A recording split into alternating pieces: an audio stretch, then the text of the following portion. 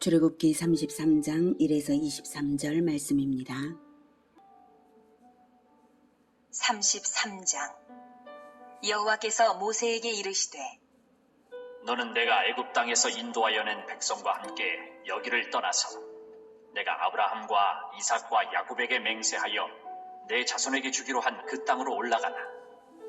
내가 사자를 너보다 앞서 보내어 가나안 사람과 아모리 사람과 헷 사람과 브리스 사람과 히위 사람과 여부스 사람을 쫓아내고 너희를 젖과 꿀이 흐르는 땅에 이르게 하려니와 나는 너희와 함께 올라가지 아니하리니 너희는 목이 곧은 백성인즉 내가 길에서 너희를 진멸할까 염려함이니라 하시니 백성이 이 준엄한 말씀을 듣고 슬퍼하여 한 사람도 자기의 몸을 단장하지 아니하니 여호와께서 모세에게 이르시기를 이스라엘 자손에게 이르라.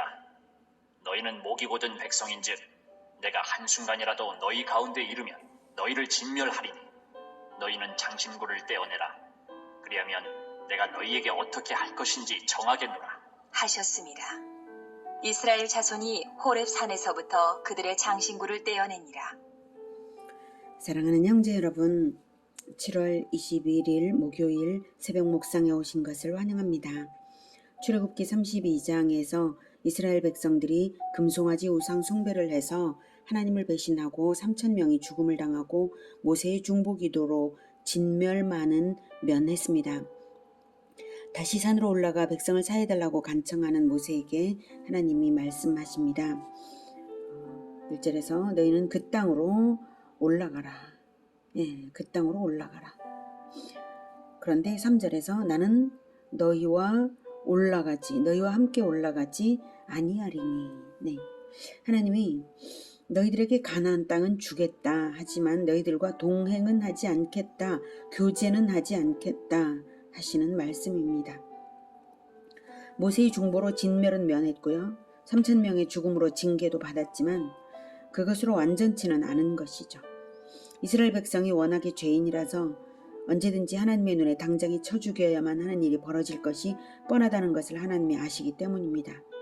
이스라엘 백성 아니겠습니까? 우리는 이 이야기를 통해서 우리 자신을 들여다봐야 하겠습니다. 3절 너희는 목이 곧은 백성인즉 내가 길에서 너희를 진멸할까 염려함이니라. 땅은 주겠다. 하지만 너희들과 사귀지는 않겠다. 너희들은 목이 곧은 백성이다. 교만이 그리고 고집스러움이 하나님께서 얼마나 그것을 싫어하시는지 말씀하시는 것입니다. 땅은 주겠다. 하지만 너희들과 사귀지는 않겠다. 이 말씀이 너무 슬프죠. 마치 아버지가 자식들에게 너희들을 먹여 살리기는 내가 하겠다. 하지만 너희들과 말도 하기 싫다. 이렇게 하는 것과 똑같죠. 부모 자식 사이에 절교하자는 것과 같습니다. 가나안 땅은 주겠지만 하나님이 함께 동행하지 않는다면 그게 뭔가요? 가축에게 사료는 주겠지만 가축과는 교제는 안 하죠. 그거하고 똑같지 않습니까? 하나님의 백성이라고 말할 수가 없죠.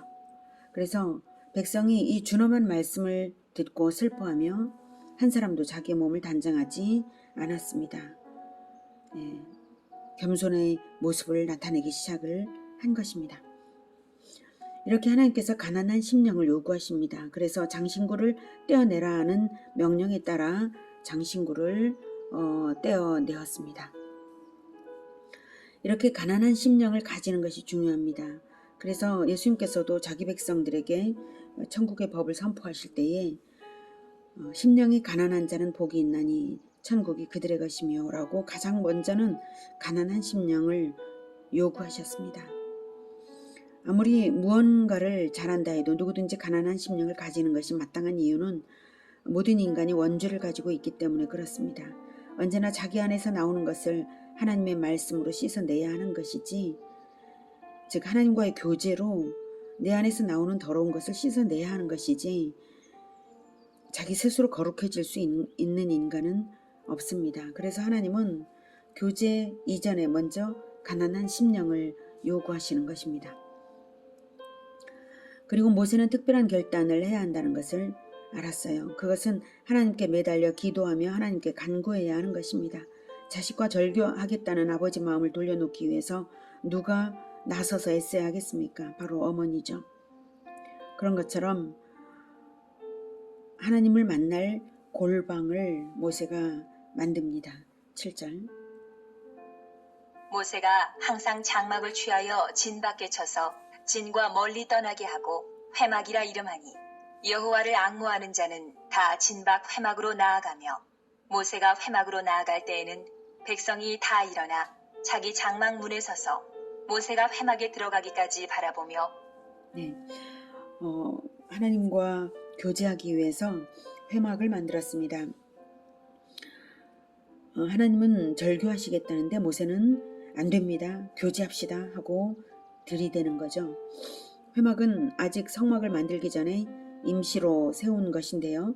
25에서 31장에서 하나님이 성막의 제도를 주셨고 제대로 만들어야 하지만 그게 하루 이틀에 만들 수 있는 것이 아니고요. 당장 하나님과 교제하며 간구해야 하는 급박한 사정 때문에 만들었습니다. 그렇지 않으면 뭐 성막이고 뭐고 만들지도 못하겠고 만들 의미가 없어지죠. 하나님과의 교제 먼저 회복이 돼야 됩니다. 우리에게 적용하자면 기도의 골방입니다. 그리고 이제 금송아지를 숭배하던 백성들의 눈앞에서 하나님과 모세의 교제를 보여주어야 할 필요성이 있었습니다. 하나님을 섬기는 본을 보이기 위해서입니다. 그리고 이제 정말로 모세가 하나님께 특별한 은혜를 받는 것만이 이스라엘 민족이 은혜를 얻는 유일한 통로입니다. 그래서 더욱 하나님께 매달려야 했습니다. 이제 아론도 의지할 수 없으므로 모세는 필사적으로 하나님을 붙들어야 했습니다. 하나님과 친근하게 교제하며 응답을 얻지 못한다면 이스라엘은 언약도 소용없고 가나안 땅을 얻어봐야 구원이 되지를 않습니다. 심판당할 가나안 족속들과 똑같아질 것이 분명하죠. 그래서 이제 남은 것은 모세가 직접 하나님께 매달려서 하나님의 은혜를 얻어내는 것밖에 없습니다. 그렇게 회막을 만들어서 이스라엘의 진과 멀리 떨어져서 설치를 하고요. 모세가 늘 들어가서 기도를 한 것이죠. 그랬더니 백성들이 모세와 하나님에 대한 태도가 아주 달라지기 시작을 했어요.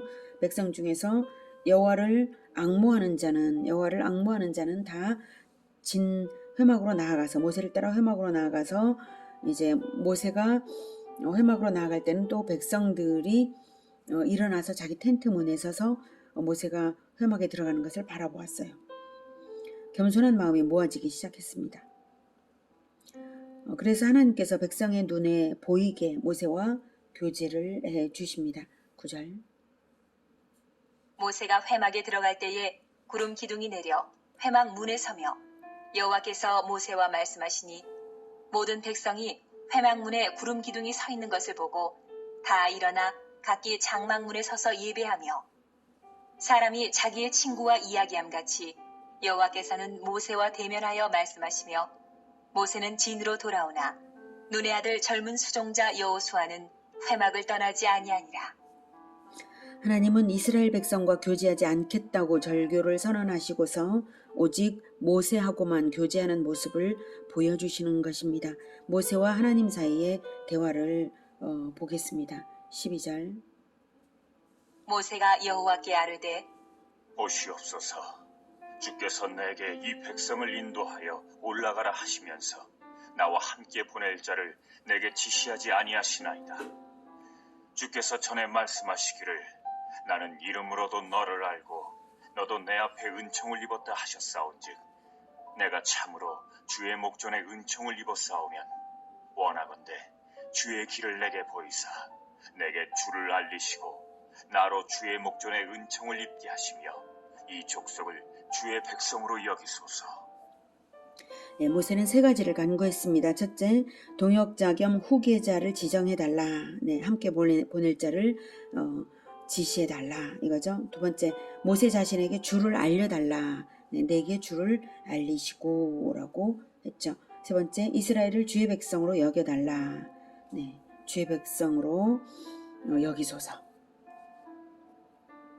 금송아지 우상 숭배 사건으로 아론을 이제는 의지할 수 없게 되었으니까 모세는 함께 보낼 자, 동역자 겸 후계자를 지정받아야 합니다.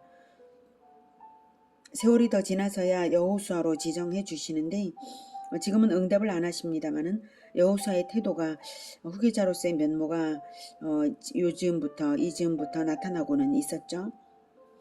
아론을 위해서는 모세가 기도했기 때문에 죄사함을 받았고요. 또 대제사장의 사역도 유지된 것 같습니다. 그러나 모세는 아론에 대해서 만족될 수가 없었어요. 지도자 이스라엘을 진정으로 온전히 영도할 영도자로서 아론으로 만족할 수가 없었죠. 모세는.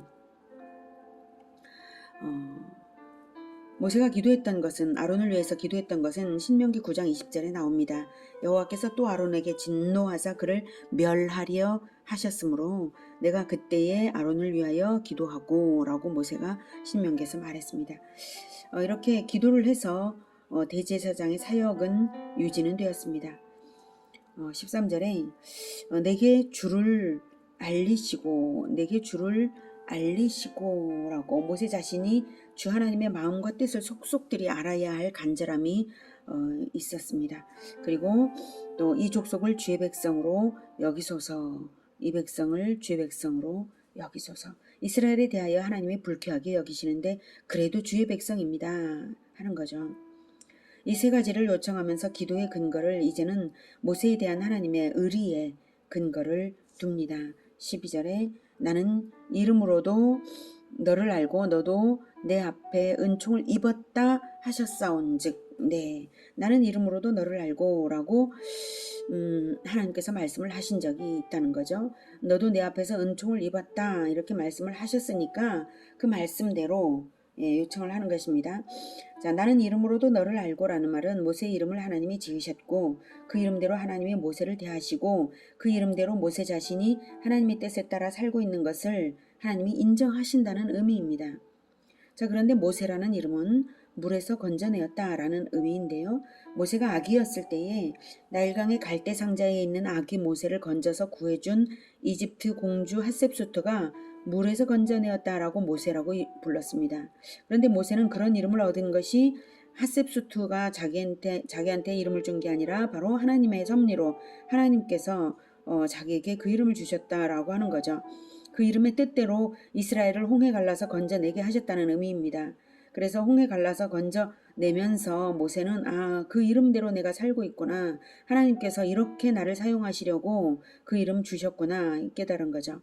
하나님은 그 이름으로도 모세를 어떻게 사용하실지를 처음부터 알고 계셨던 것을 볼 때에 자기를 은총으로 고용하신 분이 하나님이신데 하나님이 자기에게 길을 보이시고 주를 알리시고 이 백성을 주의 백성으로 여겨주셔야 하지 않겠습니까?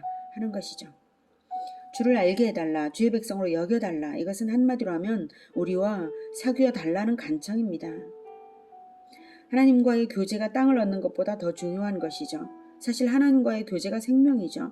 가나안 땅 얻어봐야 하나님이 교제하지 않으면 가나안 땅은 똑같은 가나안 족속들의 그 모습하고 달라질 게 없죠. 하나님과의 교제가 생명입니다. 하나님과의 교제 그 자체가 하나님 나라라고 해도 과언이 아닙니다. 부부와 부모 자식이 함께 살아야 서로 사랑하며 소통을 나누며 살맛이 나는 것이지 함께 살지 않으면 좋은 집에 살아봤자 기쁘지 않죠. 서로 사랑하며 교제해야 살맛이 나는 거죠. 교제는 마음과 뜻을 아는 것이고요. 우리는 반드시 하나님을 알아야 하고 하나님의 뜻을 알아야 하겠고 하나님의 인도하심대로 동역자와 연합해야 합니다. 하나님과 교제하지 않고도 되는 하나님 나라는 없습니다. 공동체를 이끌어가는 것도 그 공동체가 하나님의 것임을 하나님께서 인정하실 때 비로소 리더십도 리더십이 되는 것입니다. 하나님과의 교제 소통을 어떻게 할까요? 먼저는 말씀을 듣고 응답을 올려드려야 하겠고요. 하나님의 마음에 귀 기울이고 하나님을 더 깊이 알아가야 합니다. 자, 그래서 교제를 간청하는 모세에게 하나님이 대답하십니다. 14절 여호와께서 이르시되 내가 친히 가리라. 내가 너를 쉬게 하리라. 모세가 여호와께 아뢰되 주께서 친히 가지 아니하시려거든 우리를 이곳에서 올려보내지 마옵소서. 나와 주의 백성이 주의 목전에 은총 입은 줄을 무엇으로 알리이까? 주께서 우리와 함께 행하심으로 나와 주의 백성을 천하 만민 중에 구별하심이 아니니이까? 여호와께서 모세에게 이르시되 내가 말하는 이 일도 내가 하리니 너는 내 목전에 은총을 입었고 내가 이름으로도 너를 알미니라. 모세가 이르되 원하건대 주의 영광을 내게 보이소서. 네, 하나님이 친히 가리라라고 허락하십니다. 그러자 모세는 기회는 이때다 하고 아주 필사적으로 더욱 밀어붙입니다. 예, 모세가 여호와께 아뢰되 주께서 친히 가지 아니하시려거든 우리를 이곳에서 올려보내지 마옵소서. 네, 확실하죠? 친히 가시겠다고 하셨습니다. 만약 우리만 가는 것이라면, 우리만 가라는 것이라면 아예 보내지도 말아주세요. 예, 이렇게 확답을 요청했습니다.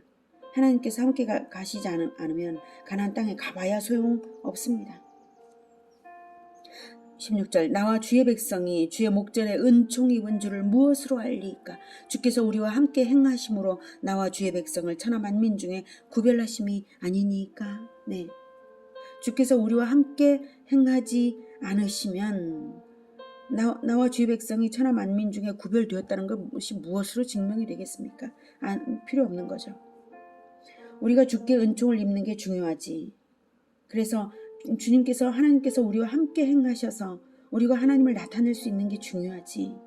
그렇지 않으면 가나안 땅 차지해봐야 아무 소용없습니다. 하나님이 사랑받으면서 하나님과 사귀는 게 중요하지.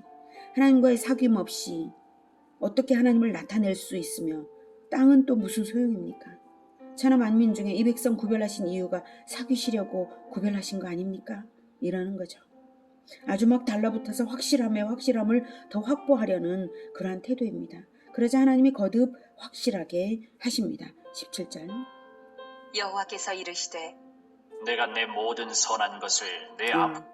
네, 17절 방금 읽었죠? 여호와께서 모세에게 이르시되 내가 말하는 이 일도 내가 하리니 너는 내 목전에 은총을 입었고 내가 이름으로도 너를 알미니라 라고. 예, 알았다. 네가 내 눈앞에 이렇게 사랑스럽고 이름으로도 내가 너를 하니까 내가 너를 봐서 이스라엘을 내 백성으로 여겨주마 하신 거죠. 그러자 모세는 한 걸음 더 나아갑니다.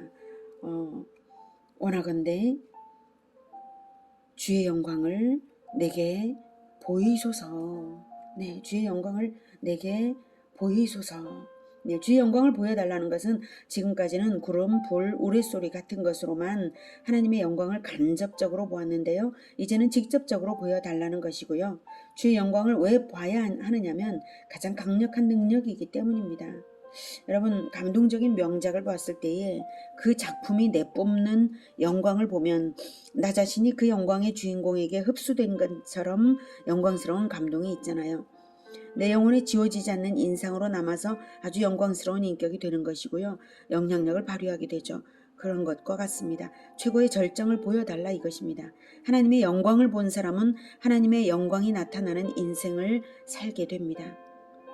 저는 두 도시 이야기라는 명작 뮤지컬을 볼 때에 주인공이 타인을 위해서 단두대에 올라가 대신 죽음을 당하는 장면에서 정말 감격하며 눈물을 흘렸던 적이 있습니다.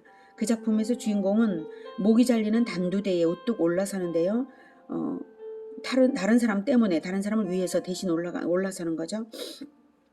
올라가는데 주인공에게 집중이 조명이 되면서 주인공의 영광을 이제 나타내는 그러한 배경 무대가 펼쳐졌습니다. 그리고 주인공은 이제 말을 했습니다.